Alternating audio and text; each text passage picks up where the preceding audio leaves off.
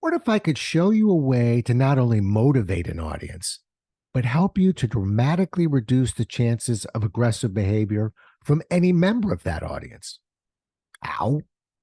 Well, let's have ourselves a pocket sized pep talk because the key is to address one question that is never asked, but absolutely needs to be answered. A Pocket Sized Pep Talk, the podcast that can help energize your business and your life with a quick, inspiring message. Now, here's your host, Rob Jolles. I've often wondered what it would be like to be a school teacher. Many people look at professional speakers and corporate trainers as teachers, but there's one critical difference between these two professions. That difference involves the students and how to motivate them. See, in school, the motivation is rather simple. Behave or you'll be sent to the principal's office.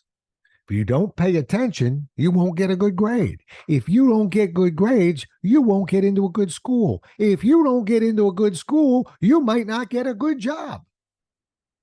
In corporate world, the motivation is somewhat different. Pay attention or I'll send you to, you won't get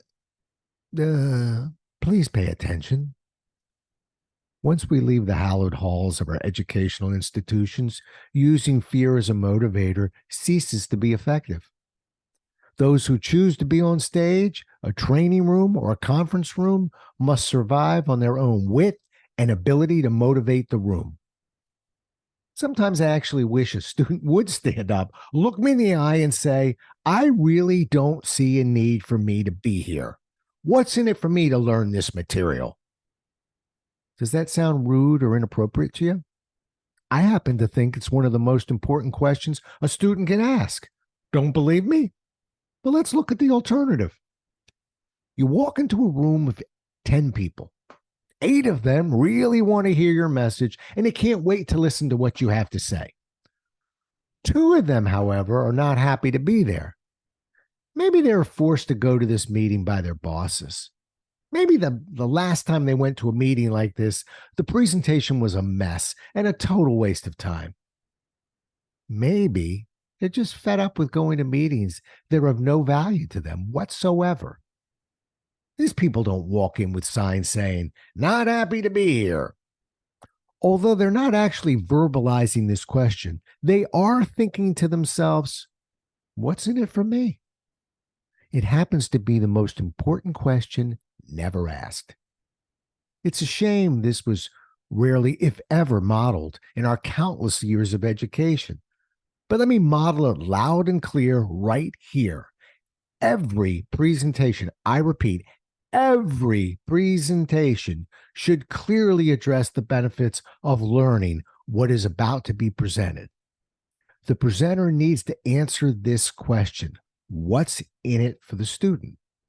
What's more, this explanation should come at the very beginning of the presentation. There's no need to take students on a journey that will allow him or her to somehow discover the answer to this question. If someone doesn't see value in what you're about to say, why would he or she care what you're going to talk about? Why should they care about who you are, or where your information came from, or what your agenda is? If someone sees value in what you're about to say, he or she will be locked into your talk.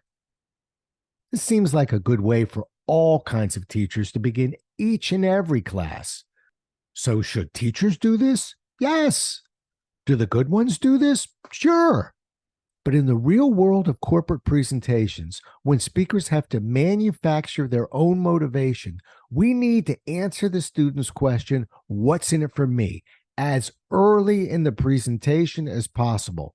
It's one of the most important steps you can take to motivate a room full of attendees, and will help you nail that next presentation.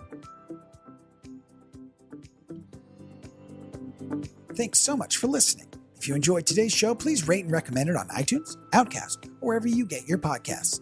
You can also get more information on this show and Rob at jolles.com.